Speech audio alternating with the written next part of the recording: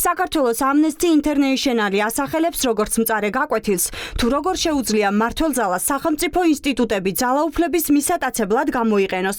ფაქტები და მტკიცებულებები გავლენიანმა საერთაშორისო ორგანიზაციამ ვრცელ ანგარიშში გაანალიზა და დაწერა, რომ ის რაც ახლა ქართული ოცნების პირობებში ხდება ავტორიტარიზმია. ამჟამად 150-ზე მეტი ადამიანი უსამართლოდ რჩება პატიმრობაში.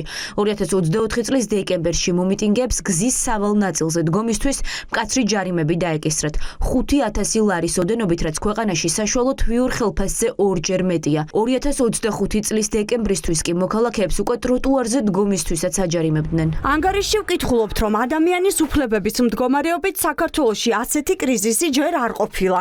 რეპრესიების ანატომია და საქართველო, პროტესტის, დარბევების და მედეგობის 500 დღე. ასე ასათაურებს Amnesty International ანგარიშს, რომლითაც ხელისუფლებას რეპრესიული კანონების გაუქმებას და იმ პატიმრების გათავისუფლებას თხოვს, რომლებიც პროევროპულ აქციებზე იდგნენ. მსოფლიოში ერთ-ერთმა ყველაზე ავტორიტეტულმა ორგანიზაციამ Amnesty International-მა აბსოლუტურად ზუსტად შეაფასა ის გზა, რომელსაც გადის ქართული ოცნება, ეს არის ავტოკრატიის კონსოლიდაციის, დიქტატურის დამყარების გზა, ყველა ის ნაბიჯი, რომელიც მათ გადადგეს როგორც პოლიტიკურ ასპარეზზე, ასევე რეპრესიული კანონმდებლობის მიღებით, კრიმინალიზებით.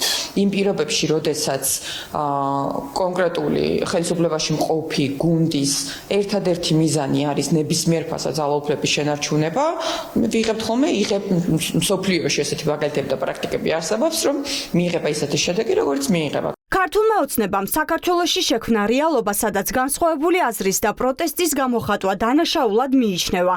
წერენ იმ ორგანიზაციის მკვლევარები, ვინც ადამიანის უფლებათა მდგომარეობას მთელს მსოფლიოში აკვირდებიან. საქართველოში დამოუკიდებელ ჟურნალისტებს ავიწროებენ, სამოქალაქო საზოგადოებას კი მტრად თვლიან. ასეთი ანგარიშები აქამდე რუსეთსა და ბელორუსზე იწერებოდა. ახლა კი უკვე მათ რიგებს საქართველოც მიემატა.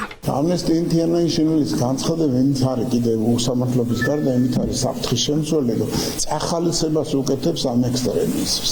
როდის აზრი არ გვაინტერესებს, არც შეიძლება გაინტერესებდეს სახალხო პარტიის წარმომადგენელთა აზრი. ჩვენ გვაინტერესებს მეცნიერების აზრი, კვლევები გვაინტერესებს, რომელიც კაცილებით უფრო არავით ეგეთი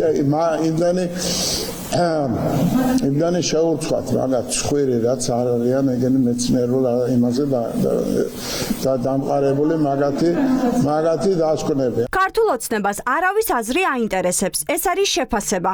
რთულია იპოვნოს საერთაშორისო ინსტიტუცია, რომლის კრიტიკასაც მიიღებენ და იტყვიან, რომ გაითვალისწინებენ.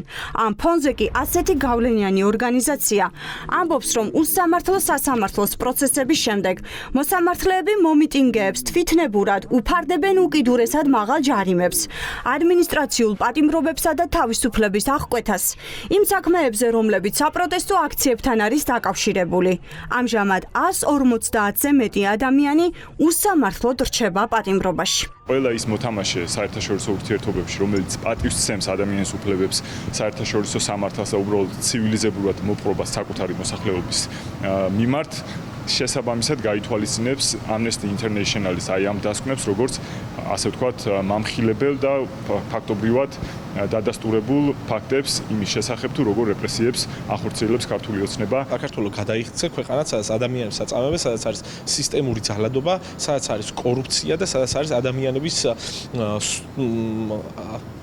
მართლმასშტაბიანი ტანჯვა და სწორედ ამისი დასტურია ის, რომ ისეთი პრესტიჟული, ისეთი მაღალი დონის საერთაშორისო ორგანიზაციები, როგორც არის Amnesty International, ჟურნალისტობა საქართველოში ასეთი საშიში არასდროს ყოფილა. ეს ანგარიშები უკვალოდ არ ქრება. რჩება და ქართული ოცნების წინააღმდეგ მტკიცებულებებად გროვდება.